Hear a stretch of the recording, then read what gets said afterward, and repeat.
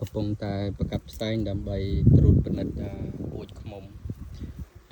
មករយៈដែលយើងថែនឹងឡើងបានកម្រិតប៉ុណ្ណាឬក៏ធ្លាក់ទៅវិញព្រោះអី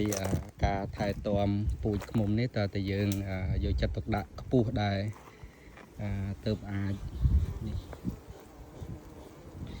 យើងយកចិត្តទុកដាក់ខ្ពស់ដែរទើបអាចថែទាំពូជវាបានល្អបើកាលណាយើងຕົកតែគ្នាចោលក៏អត់សូវបានល្អដែរព្រោះពេលខ្លះទៅវាអាចមានសត្រូវធម្មជាតិរបស់វាឬក៏ជួនកាលក្តៅចឹងអីនេះក្តៅចេះបាទក្តៅអញ្ចឹងអីក៏វាអត់សូវឡើងកូនចៅដែរអញ្ចឹងណា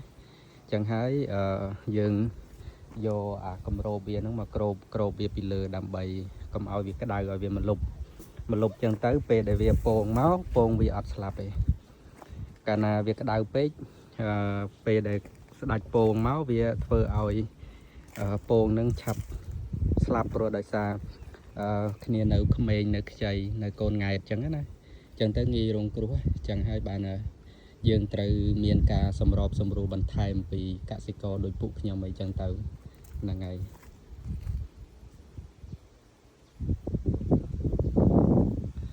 អរគុណបងប្អូនដែលតែងតែយកចិត្តទុកដាក់តាមដានរាល់វីដេអូរបស់ខ្ញុំហើយ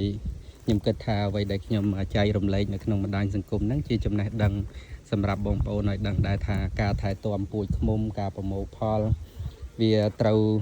ឲ្យសមស្របទៅតាមពេលតាមកាលរបស់វាដែរមិនមែនចេះតែប្រមូលហើយក៏មិនមែនចេះតែថែទាំដែរអញ្ចឹងណា